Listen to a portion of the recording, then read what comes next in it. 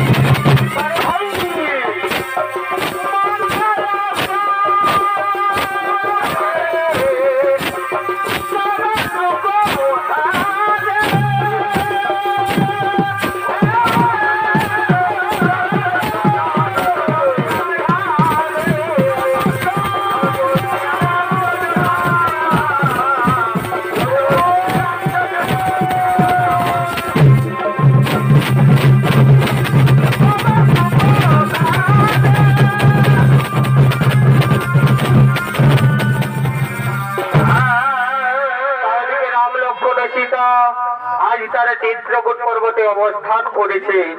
আর ওদিকে অযোধ্যা রাজা দশরথের পুত্র ভরত ও শত্রুঘ্ন আজ তারা রাম লক্ষ্মণকে ফিরিয়ে নিয়ে যাওয়ার জন্য আজ চিত্রকূট পর্বতের দিকে করেছেন আগমন।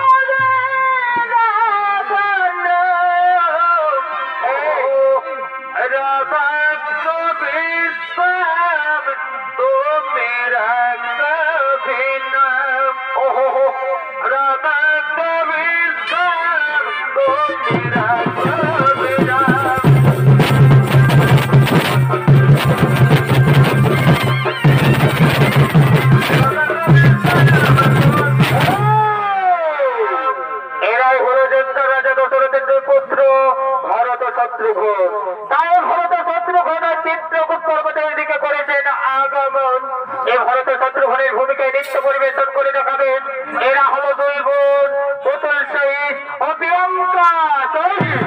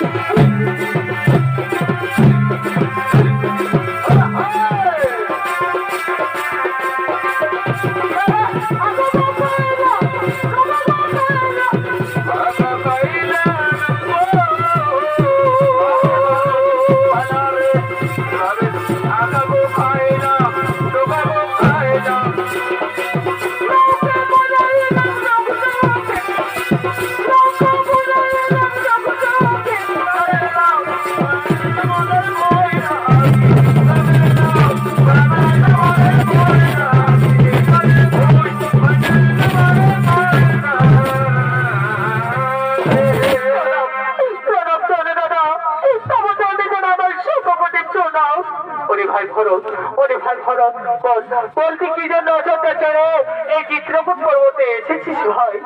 দাদা আমাদের অযোধ্যা নগর আর অযোধ্যা নগরে নেই দাদা, আমাদের অযোধ্যা নগর যে মহা শ্মশান হয়ে গেছে দাদা, আমাদের অযোধ্যা নগর শ্মশান হয়ে গেছে।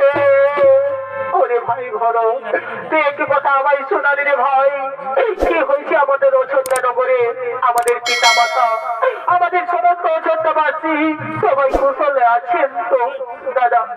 কি বলবো দাদা, দুঃখের কথা, তোমরা চলে গেলে বনবাসে, আর সেই সংবাদ আমাদের পিতা জানতে পেরে তোমার দুঃখে হয়রাম হয়রাম করতে করতে আমাদের পিতা চলে গেল স্বর্গবাসে।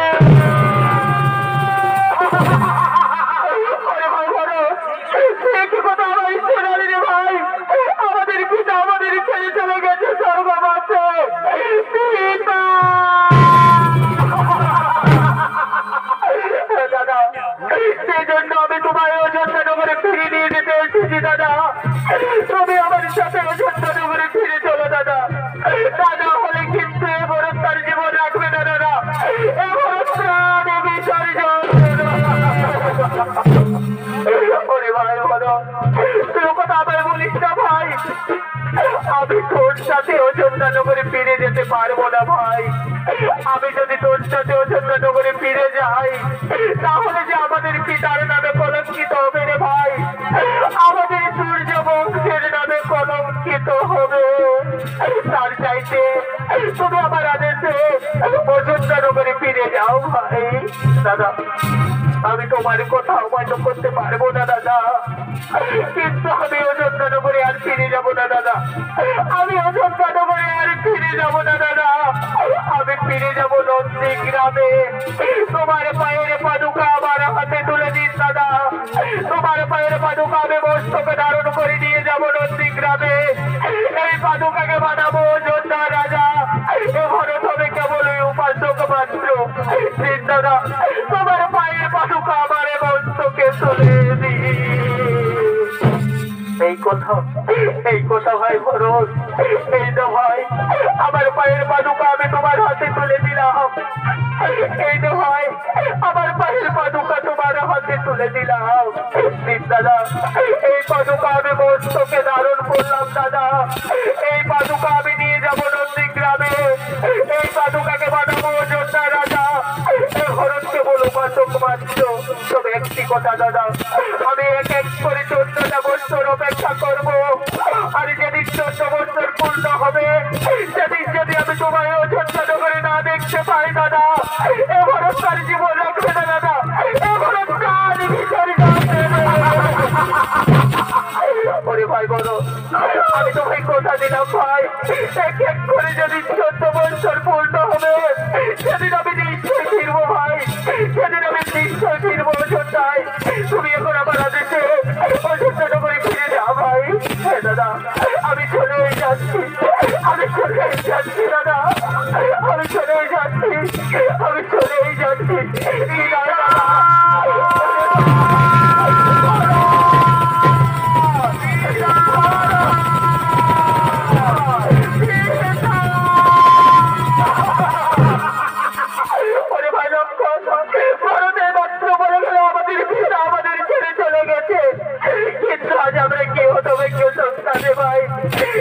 আমাদের পিতাকে চেষ্টাটাও দেখতে পেলাম না। পিতা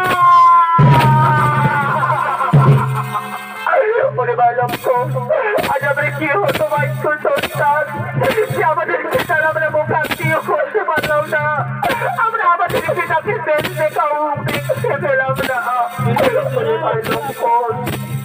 এখন আমরা কি করবো? আজ আমরা আমাদের পিতাকে দেশ দেখাও দেখতে পেলাম না। ভাই লক্ষণ কিন্তু প্রতিটি পুত্রের কর্তব্য হলো তাদের পিতার পিণ্ড দান করা, কিন্তু আজকে আমাদের কাছে কিচ্ছু নেই ভাই। আজ আমরা আমাদের পিতাকে কিসের পিণ্ড দান করবো? আজকে আমরা মনের ভিখারি ভাই, আজকে আমরা মনের ভিখারি। ভাই লক্ষণ আজ আমরা এই চিত্রকূট পর্বতে যত মুনি ঋষি ধরে দাঁড়ে দাঁড়ে ছুটে যাবো, কাছে ভিক্ষে চাইবো, যা কিছু ভিক্ষে পাবো তা দিয়ে আমরা আমাদের পিতার পিণ্ড দান করবো। দাদা দাদা, আজ আমরা তাই করবো দাদা। আমাদের পিণ্ড দানের জন্য, আমাদের পিতার পিণ্ড দানের জন্য আমরা চিত্রকূট পর্বতে যত মুনি ঋষিদের দ্বারে দ্বারে শুনে যাবো দাদা। আর যা কিছু ভিক্ষে পাবো তা দিয়ে আমরা আমাদের পিতার পিণ্ড দান করবো দাদা। সীতা, সীতা, তুমি আমাদের জন্য এই ফল্গু নদীর তীরে বসে অপেক্ষা করো সীতা। আজ আমরা এই চিত্রকূট পর্বতে গভীর জঙ্গলে জঙ্গলে ঘুরে ঘুরে যত মুনি ঋষিদের দ্বারে দাঁড়িয়ে যাবো। আর আমরা আমাদের পিতার পিণ্ডদানের জন্য ভিক্ষে করে নিয়ে আসবো। ততক্ষণে তুমি আমাদের জন্য এই ফল্গু নদীর তীরে বসে অপেক্ষা করো সীতা। হ্যাঁ প্রভু, তোমরা চলে যাও ভিক্ষে করতে, ততক্ষণে আমি তোমাদের জন্য এই ফল্গু নদীর তীরে বসে অপেক্ষা করবো পিতা। আমরা চলে যাচ্ছি সীতা, আজ আমরা চলে যাচ্ছি। তুমি সাবধানে থেকো সীতা, তুমি সাবধানে থেকো সীতা, তুমি সাবধানে থেকো। তাই ওদিকে রাম লক্ষ্মণ আজ তারা চলে গেলেন ভিক্ষে করতে। আজ ঠাকুরের কি লীলা খেলা, স্বয়ং ভগবানের দ্বারে দ্বারে ভিক্ষে করছে, পিতার পিণ্ড দান করবে ভগবান। তাই আজ দ্বারে দ্বারে ভিক্ষে করছে ভগবান। এই সুখের ঘরে দুঃখ লাগালে হীরা,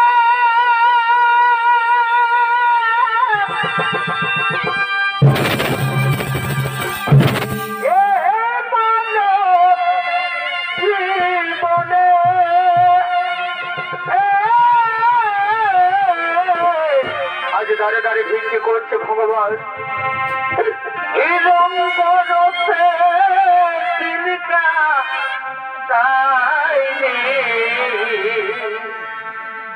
ভাবলি না তো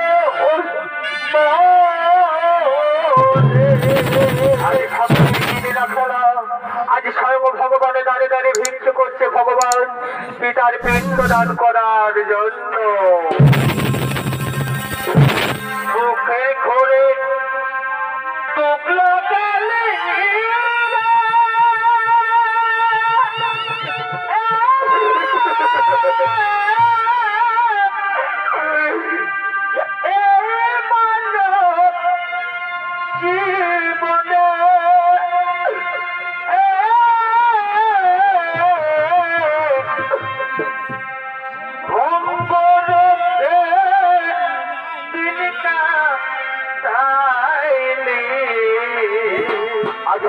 ভিক্ষে করছে ভগবান পিতার পিণ্ড দান করছে ভগবান।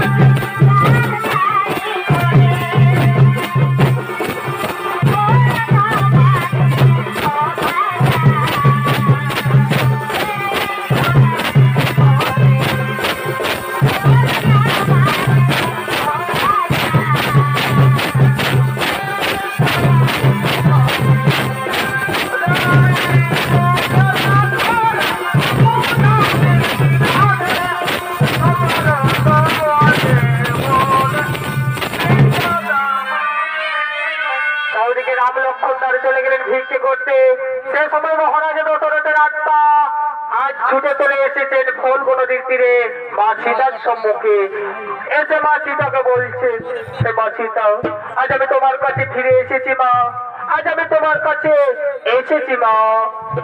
পিতা, তবু চলে জানা আমার শত কোটি প্রণাম পিতা, তবু চলে জানা আমার শত কোটি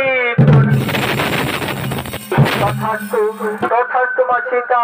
হে মা সীতা, আজ আমার ছেলেরা আমায় পিণ্ডদান করেনি মা, সেই জন্য আমি স্বর্গে যেতে পারি না মা, আমার স্বর্গের দ্বার যে বন্ধ হয়ে রয়েছে। হ্যাঁ পিতা, তোমার ছেলেরা গেছে ভিক্ষে করতে, তারা এলেই তোমার পিণ্ডদান করবে পিতা। ততক্ষণে তুমি আমার কাছে বসে অপেক্ষা করুন পিতা, ততক্ষণে তুমি আমার কাছে বসে অপেক্ষা করুন পিতা। না মা সীতা, না, আমার কাছে যে বসার মতো সময় নেই মা, আমায় যদি ঠিক সময় পিণ্ডদান করা না হয় তাহলে যে আমি কোনোদিন স্বর্গে যেতে পারবো না মা, আমার স্বর্গের দ্বার যে চিরতরে বন্ধ হয়ে যাবে। পিতা, আমি এখন কি করবো পিতা, আমি যে কিচ্ছু উপায় খুঁজে পাচ্ছি না পিতা, আমি এখন কি করবো পিতা, আমি এখন কি করবো? আজ তুমি আমাকে এই ফুলগুলো দিয়ে সাক্ষী রেখে আমাকে বালির পিণ্ড দান করো মা, আর তাকে আমি চলে যাবো স্বর্গবাসী। পিতা, আজ আমি তাই করবো পিতা, আজ আমি তোমাকে বালির পিণ্ড দান করবো পিতা, আজ আমি তোমাকে বালির পিণ্ড দান করবো।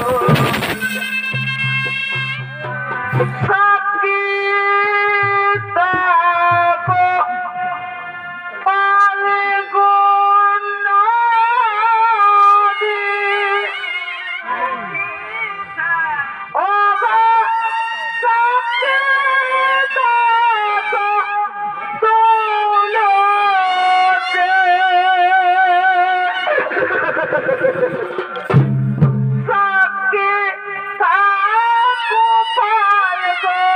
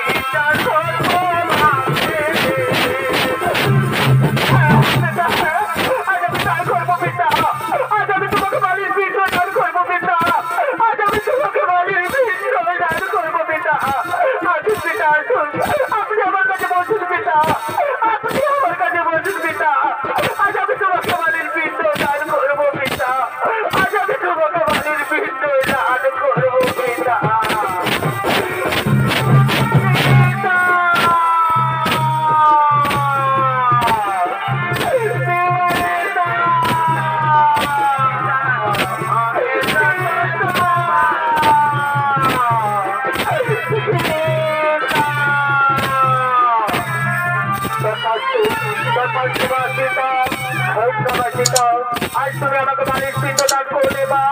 একজন নারী হয়ে আমাকে বালিশ পিণ্ড দান করে তুমি পিণ্ডদানে মর্যাদা রেখেছো মা। ওই তো মা, ওই তো মা, আমার স্বর্গের রাজ্যে খুলে গেছে মা।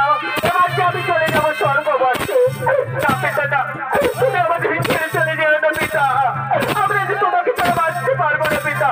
তুমি আমাদের ছেড়ে চলে যেও না পিতা।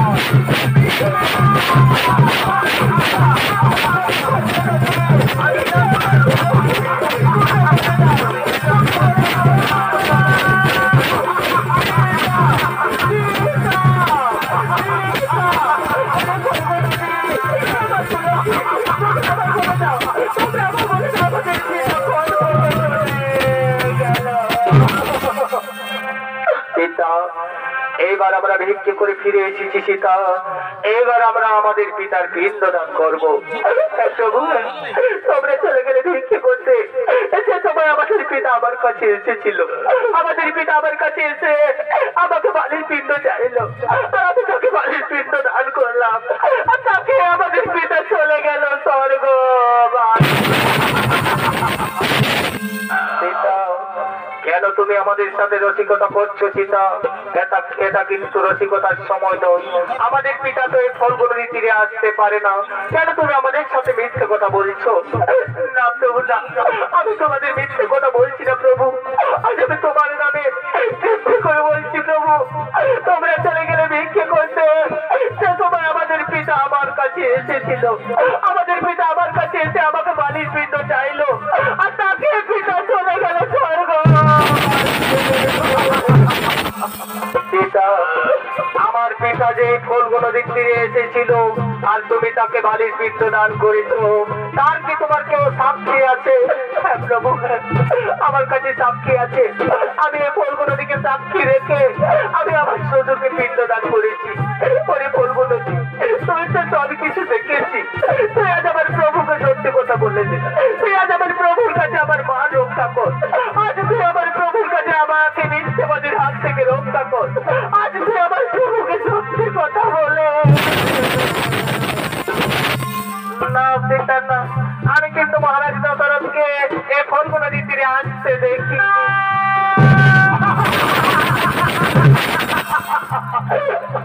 তুমি কি কথা শোনালে ওই ফলগুলো দিয়ে? আজ তুই সব কিছু দেখো আমার প্রভুকে মিথ্যে কথা বলে দিলি। আজ তুই আমাকে আমার প্রভুর কাছে মিথ্যেবাদী সাজালি। আজ তুই আমাকে আমার প্রভুর কাছে মিথ্যেবাদী সাজালি।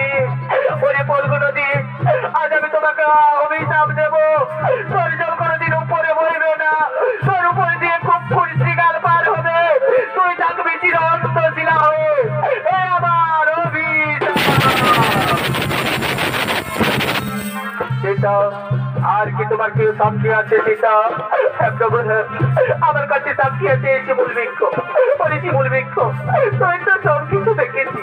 তুই আজ আমার প্রভুর কাছে সত্যি কথা বলে দে। তুই আজ আমার প্রভুর কাছে আমার মাল রক্ষা কর। তুই আজ আমার প্রভুর কাছে সত্যি কথা বলে দে।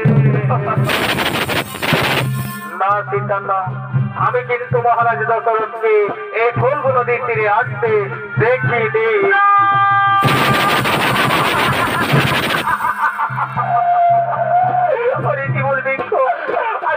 আমার প্রভুর কাছে আমাকে মিথ্যে বাদে সাজালি। আজ তুইও সব কিছু দেখে আমার প্রভুর কাছে মিথ্যে কথা বলে দিলি। ওরে শিমুল বৃক্ষ, আজ আমি তোকে অভিশাপ দেবো। তোর ফুলের কোনো সুগন্ধ থাকবে না, তোর ফুল কোনো দেবদেবীর পুজোতে লাগবে না। এ আমার অভিশাপ। কেউ সাক্ষী আছে সীতা? হে প্রভু, আমার কাছে সাক্ষী আছে মাতা তুলসী। হে মা তুলসী, আমি তো তোর কাছ থেকে যত তুলসী পাতা নিয়ে গিয়ে বলগুলো দিতে আমার শ্বশুরকে বালির পিণ্ড দান করেছি, সেই কথা তুই আজ আমার প্রভুর কাছে বলে দে। তুই আজ আমার প্রভুর কাছে আমাকে মিথ্যেবাদের হাত থেকে রক্ষা কর। তুই আজ আমার প্রভুর কাছে সত্যি কথা বলে দে। না সীতা না, আমি কিন্তু মহারাজ দশরথকে এই ফলগুলো নদী তীরে আসতে দেখিনি।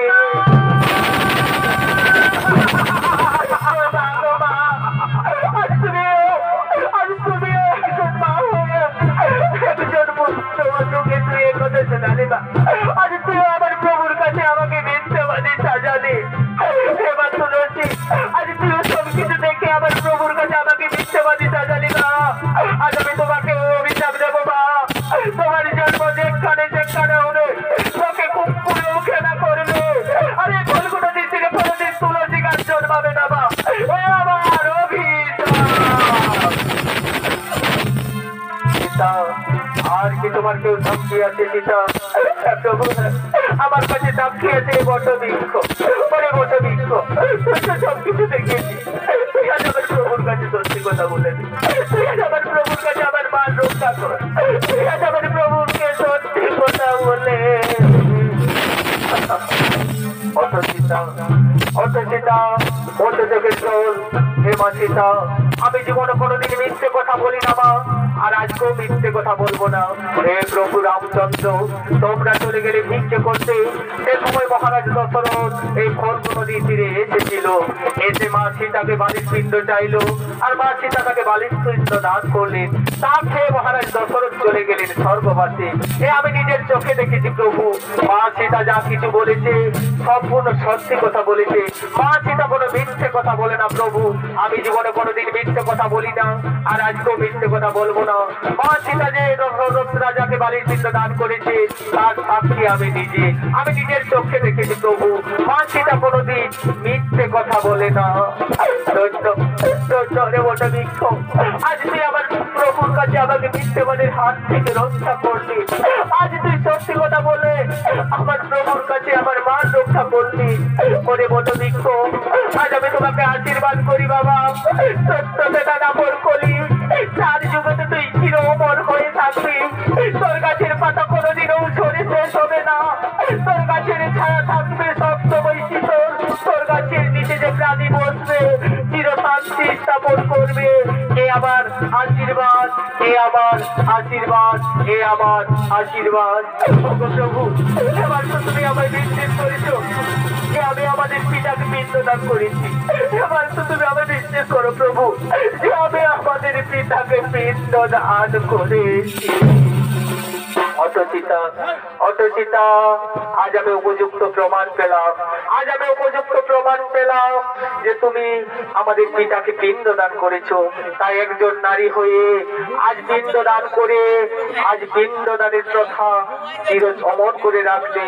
একজন নারী হয়ে পিণ্ডদান করে আজ পিণ্ডদানের কথা অমর হয়ে থাকবে। আজ আমি তোমাকে আশীর্বাদ করি সীতা, যুগ যুগ ধরে মানুষ যতদিন বেঁচে থাকবে তোমার এই পিণ্ডদানের কথা মনে রাখবে। এ আমার আশীর্বাদ, এ আমার আশীর্বাদ। ওরে ভাই লক্ষণ, ওরে ভাই লক্ষণ, এইবার আমরা এই চিত্রকূট পর্বত ছেড়ে চলে যাব সেই পঞ্চবটী বনে। এসো সীতা, এইবার আমরা এই চিত্রকূট পর্বত ছেড়ে চলে যাব এই পঞ্চবটী বনে। তাই শুধু দর্শক মন্ডলী, আমরা পানিপাথর মা পার্বতী মহিলা সমিতি রস্তান সুচিত্রা সহিতের পক্ষ থেকে আমাদের যে দ্বিতীয় পালা পুত্র শোকে রাজা দশরথের মৃত্যু হয়েছে, সীতা বালির পিণ্ডদান পালাখানি এখানে কইলাম সমাপ্ত। নমস্কার, নমস্কার। জয় শিব শম্ভু, জহার, দণ্ডবত। আরে তো হাত তুলে গাবে কৃষ্ণ